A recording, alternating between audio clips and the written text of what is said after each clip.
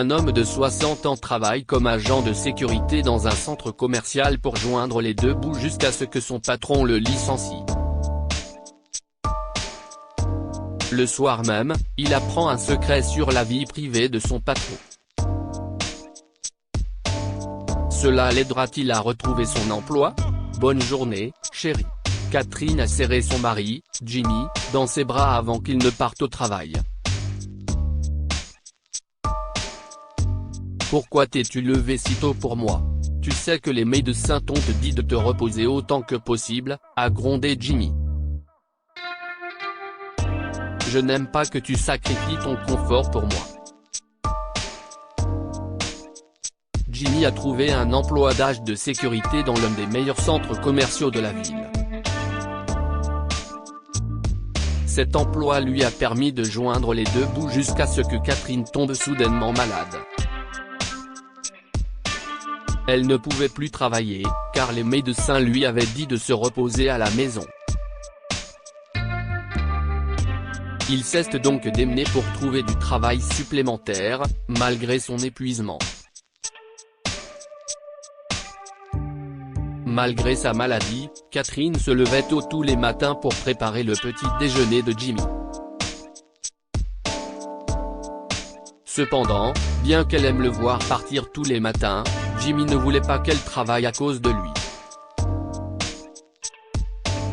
Mon service se terminera à minuit aujourd'hui, mais je ne rentrerai pas à la maison avant demain matin, a dit Jimmy en tenant la main de sa femme. J'ai trouvé un autre travail pour nous aider à économiser de l'argent pour ton traitement, ma chérie. Catherine était presque en larmes. L'avoir à ses côtés lui donnait l'impression d'être la femme la plus chanceuse du monde. Je n'aurais pas pu rêver d'un meilleur partenaire, se disait-elle chaque jour. Quelques heures plus tard, Jimmy était assis dans sa cabine exiguë, surveillant le centre commercial via les caméras de vidéosurveillance. Tout se passait comme d'habitude, jusqu'à ce qu'il remarque quelque chose d'étrange sur l'écran de son ordinateur. Une femme a garé sa voiture juste devant l'entrée du centre commercial. Madame. Jimmy s'est précipité vers la voiture de la femme. Si est une zone interdite au stationnement. Veuillez garer votre voiture au bon endroit. Pour qui vous prenez-vous? A crié la femme en sortant de sa voiture. Arrêtez de me déranger, ou je vous fais virer. Je dois m'assurer que les visiteurs se garent correctement, a expliqué Jimmy.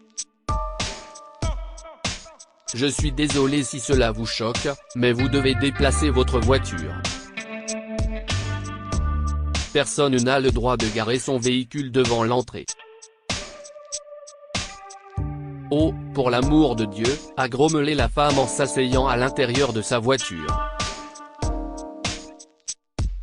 Jimmy l'a ensuite aidé à se garer au bon endroit, sans se douter que son honnêteté à l'égard de son devoir lui vaudrait bientôt des ennuis. Il est retourné à son petit bureau et a surveillé les images de vidéosurveillance en direct jusqu'à ce qu'il reçoive un appel du propriétaire du centre commercial. Venez tout de suite à mon bureau, a demandé Alex à Jimmy au téléphone. J'arrive tout de suite, monsieur, a répondu Jimmy avant de raccrocher et de quitter sa cabine.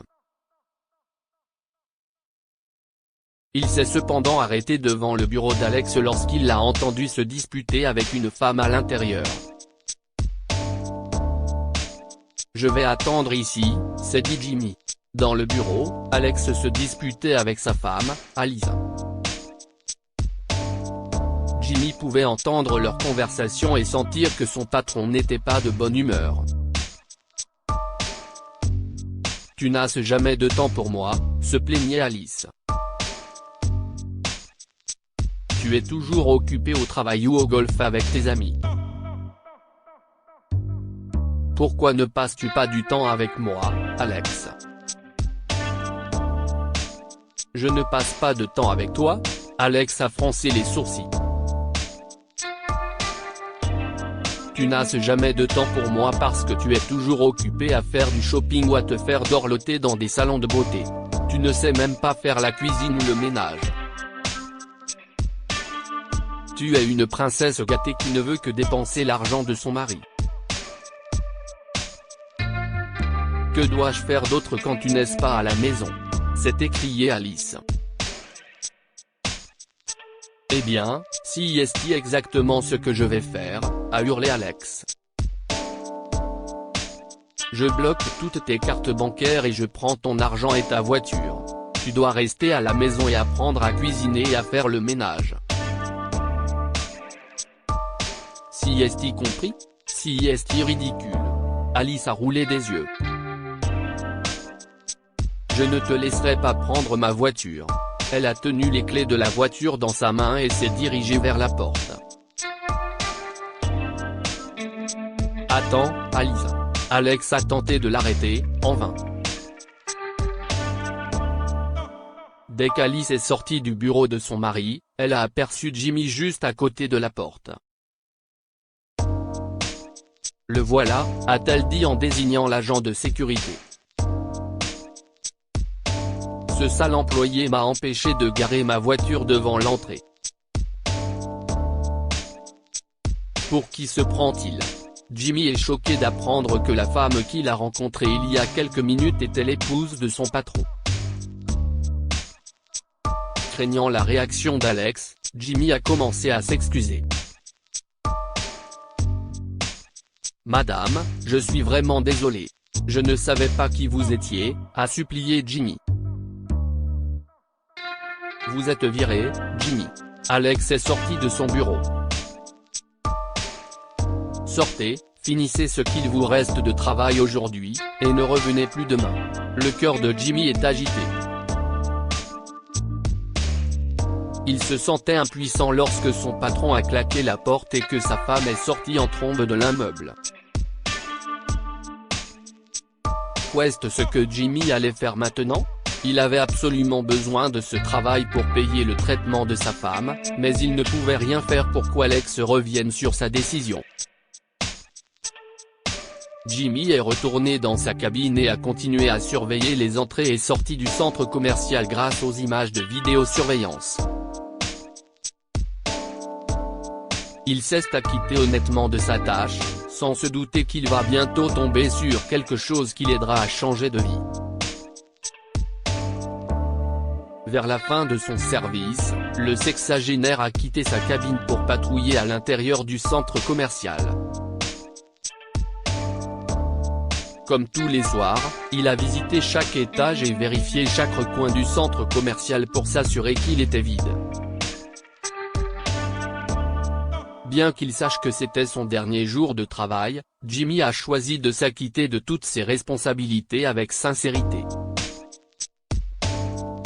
Il s'est promené au deuxième étage du centre commercial, vérifiant chaque tronçon avant d'atteindre les toilettes dans le coin.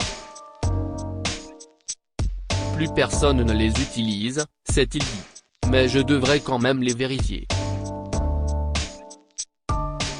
Jimmy a commencé à se diriger vers les toilettes quand il a soudain entendu une voix d'enfant à l'intérieur.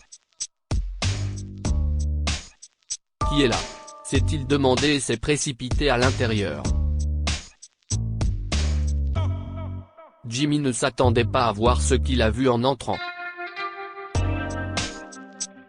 Alice, la femme du patron qui lui avait fait perdre son emploi ce jour-là, était assise sur une couverture étalée sur le sol, le dos appuyé contre un mur. Elle pleurait à chaudes larmes tandis que sa fille la regardait et lui demandait « Qu'est-ce ce qui ne va pas, maman ? Pourquoi sommes-nous assises ici ?»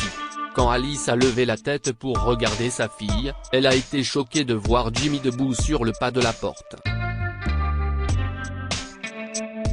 Vous ? » a demandé Alice en essuyant ses larmes. « Calmez-vous, s'il vous plaît. »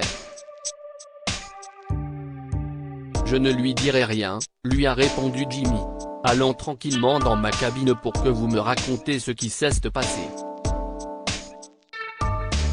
Se sentant impuissante, Alice a accepté de suivre Jimmy dans sa cabine.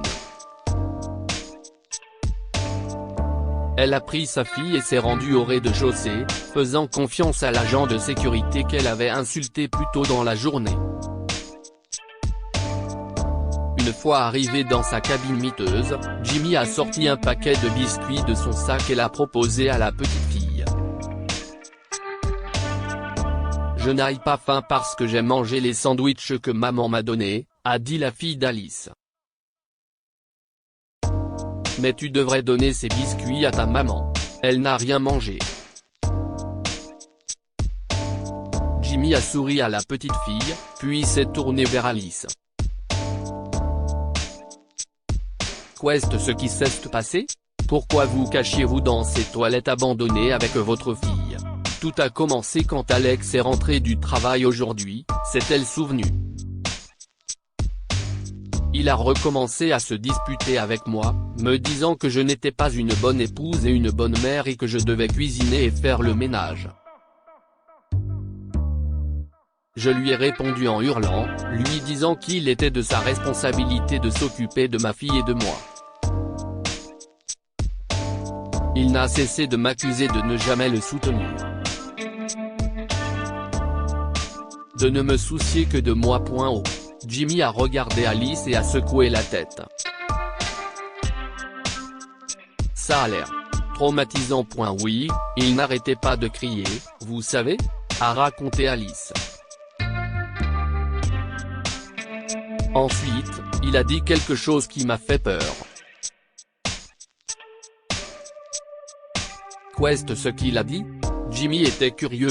Il m'a dit, maintenant, je vais te montrer ce que je pense de tout ça, a répondu Alice. Puis il a quitté la maison et je l'ai vu entrer dans le garage. Je l'ai regardé par la fenêtre de notre chambre, et vous ne croirez pas ce qu'il a fait ensuite. Je l'ai vu se précipiter vers notre maison, une grande hache à la main. Je ne croyais pas mes yeux, Jimmy. J'étais choqué. Une hache? Jimmy a regardé Alice les yeux écarquillés. Oui, a acquiescé Alice. J'ai eu très peur. J'ai rapidement pris ma fille, mon sac et je suis sorti de la maison en courant. J'ai même éteint mon téléphone pour qu'il ne puisse pas me suivre. Je suis venu directement ici parce que je savais que c'était le dernier endroit où il penserait à nous chercher. J'ai tellement peur. Madame. Je ne pense pas qu'il puisse faire une chose pareille. Ce n'est pas son genre, a répondu Jimmy. Je croyais le connaître. Mais je l'ai vu. Je l'ai vu sortir du garage avec une hache à la main, Jimmy. Alice a secoué la tête en regardant ses mains. Après avoir réfléchi un moment, Jimmy a dit à Alice qu'il avait une idée. Je vais lui en parler. Je veux que vous restiez ici avec votre fille jusqu'à mon retour, d'accord? Je vous promets que je vais tout arranger pour vous. Alice a hésité, mais elle a écouté sa voix intérieure. D'accord, a dit Alice en poussant un soupir de soulagement. Nous vous attendrons, mais soyez prudents. Quelques minutes plus tard, Jimmy était assis à l'intérieur de la maison d'Alex, écoutant sa version de l'histoire.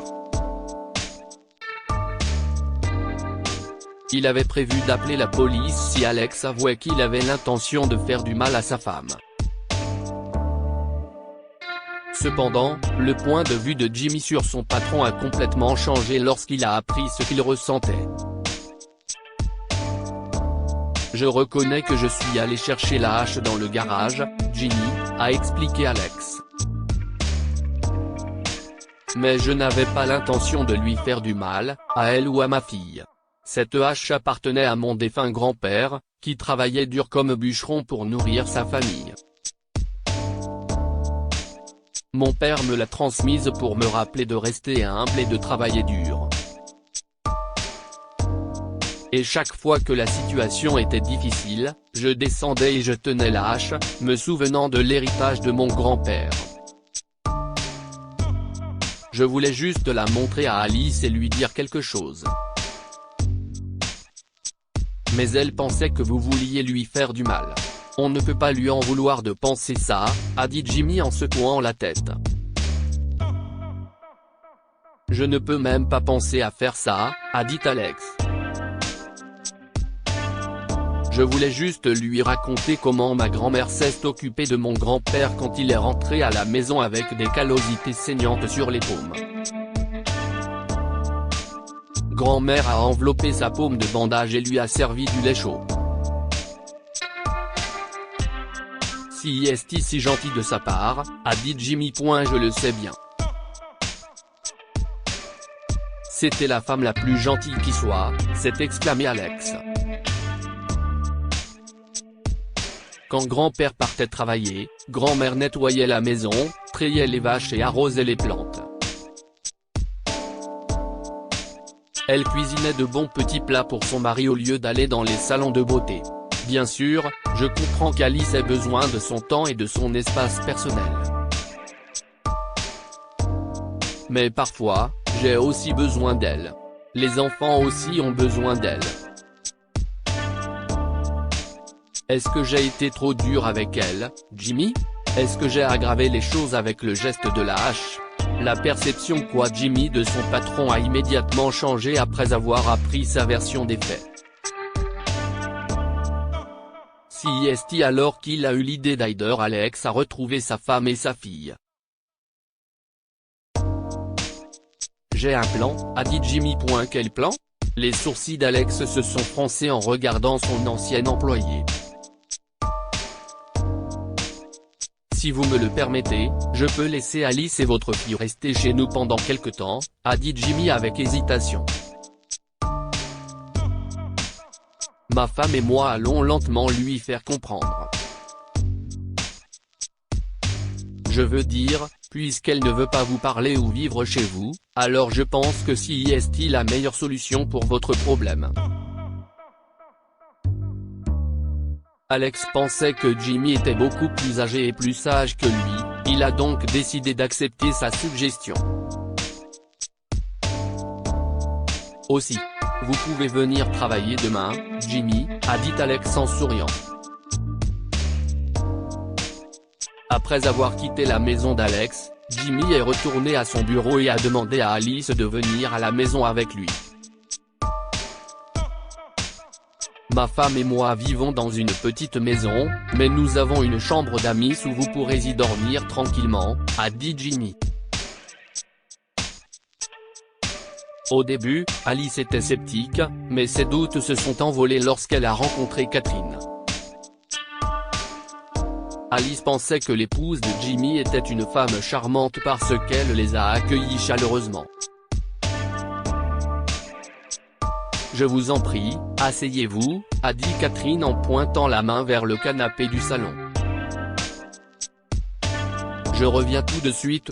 Catherine s'excusa et se rendit à la cuisine pour préparer le dîner pour tout le monde. Alice regarda ensuite la dame âgée apporter un pyjama neuf à son mari, mettre son linge sale dans le panier à linge et lui donner un verre de lait chaud.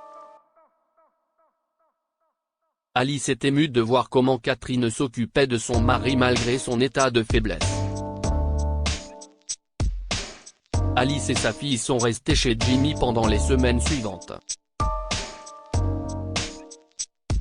Pendant cette période, elle s'est sentie inspirée en regardant Catherine s'occuper de Jimmy, et elle a donc appris à cuisiner de bons petits plats et à faire le ménage. Elle pensait que cela l'aiderait à améliorer sa relation avec Alex. Pendant ce temps, Catherine traitait Alice comme sa fille et lui donnait des conseils sur la façon de vivre une vie heureuse avec son mari. Un jour, Catherine a appris à Alice à faire une tarte. Alors qu'elle attendait que le four chauffe, Catherine a dit à Alice une chose très sage.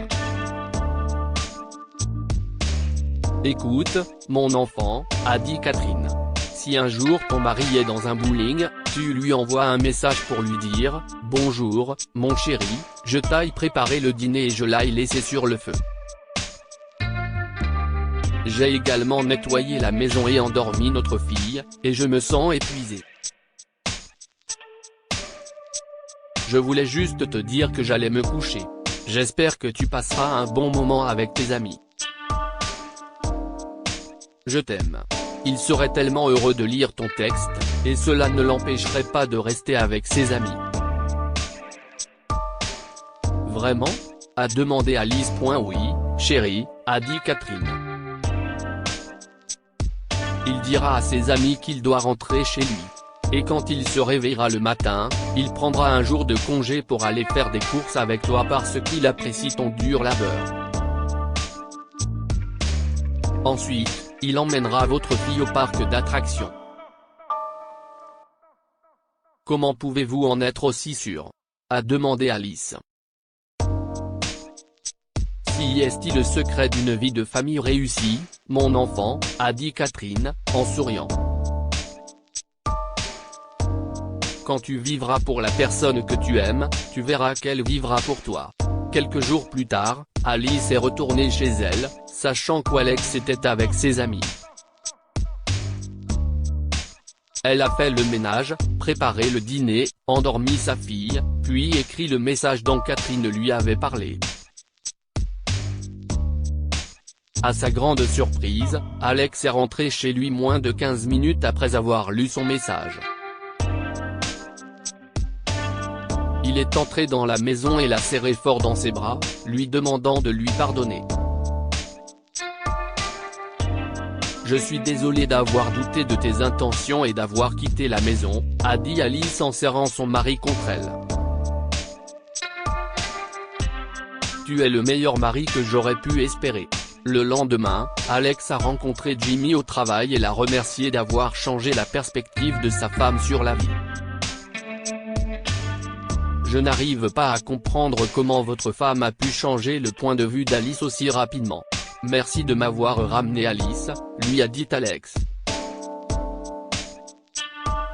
Après avoir constaté la sincérité de Jimmy, Alex l'a promu et a engagé Catherine comme nounou pour sa fille.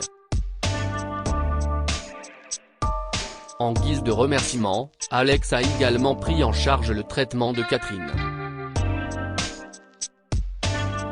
Que pouvons-nous apprendre de cette histoire ? L'amour peut résoudre de nombreux problèmes. Lorsqu'Alice a exprimé son amour à son mari en faisant ce qu'il attendait d'elle, elle l'a vu changer et l'aimer encore plus. Il ne faut jamais juger une personne sur son apparence. Lorsqu'Alice a vu Jimmy pour la première fois, elle l'a insulté, ignorant qu'il l'aiderait à changer sa vie pour le mieux.